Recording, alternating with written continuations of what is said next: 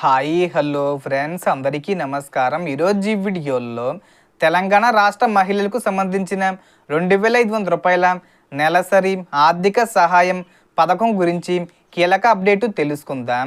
వీడియోని ఎక్కడా కూడా స్కిప్ చేయకండి ఫ్రెండ్స్, అండ్ వర్డ్ చూడండి. వీడియోని స్టార్ట్ చేసే ముందు మీకు ఒక స్మాల్ రిక్వెస్ట్ ఫ్రెండ్స్.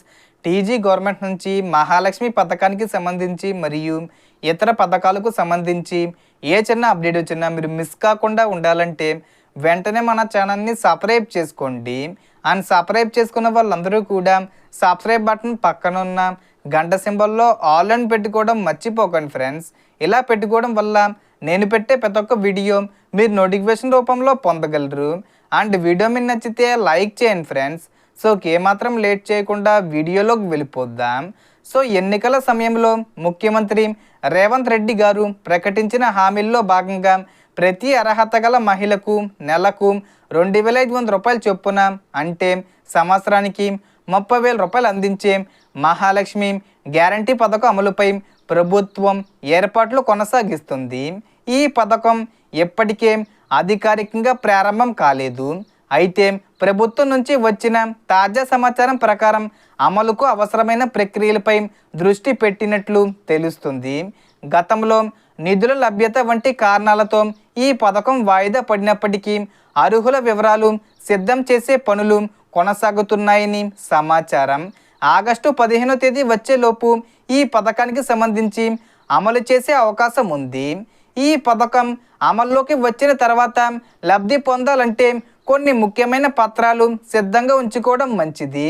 వాటిలో రేషన్ కార్డు, ఆధార్ కార్డు, వ్యక్తిగత బ్యాంక్ ఖాతా, కుల ధృవీకరణ పత్రం, ఆదాయ ధృవీకరణ పత్రం, ఓటర్ ఐడి, ఆధార్కు లింక్ అయిన మొబైల్ నెంబరు, పాస్పోర్ట్ సైజ్ ఫోటోలు వంటి పత్రాలు అవసరమయ్యే అవకాశం ఉంది.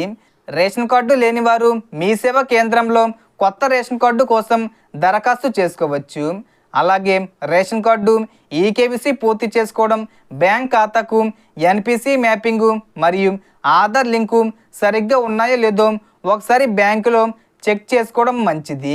అర్హతలకు సంబంధించిన పూర్తి నిబంధనలు, వయసు పరిమితి, ఒక కుటుంబంలో ఎక్కువ మందికి వర్తిస్తుందా, పెన్షన్ పొందుతున్న వారికి ఈ పథకం వర్తిస్తుందా లేదా వంటి అంశాలపై ప్రభుత్వం అధికారిక మార్గదర్శకాలు విడుదల చేసిన తర్వాతే తుది స్పష్టత లభిస్తుంది. అలాగే ఆగస్టు నెలలో దరఖాస్తుల ప్రక్రియ ప్రారంభమయ్యే అవకాశం ఉందని కొన్ని నివేదికలు చెబుతున్నప్పటికీ దీనిపై ప్రభుత్వం నుంచి అధికారిక ప్రకటన వెలువడిన తర్వాత మాత్రమే దానిని ఖరారు చేయాలి. కాబట్టి ఎలాంటి తప్పుడు ప్రచారాలను నమ్మకుండా అధికారిక అప్డేట్స్ను మాత్రమే ఫాలో అవ్వండి. ప్రభుత్వం నుంచి కొత్త ప్రకటనలు వెలువడిన వెంటనే మీకు పూర్తి వివరాలు అందిస్తాను. ఇప్పుడు మీ అభిప్రాయం చెప్పండి. ఈ 2500 రూపాయల పథకం త్వరలో ప్రారంభం అవుతుందని మీరు భావిస్తున్నారా? అలాగే ఈ పథకానికి మీరు అర్హులని అనుకుంటున్నారా? మీ సమాధానాన్ని కామెంట్లో తప్పకుండా తెలియజేయండి. So total information difference. మీకు ఈ వీడియో నచ్చితే లైక్ చేయండి, షేర్ చేయండి అండ్ సబ్స్క్రైబ్ చేసుకోండి. Thanks for watching.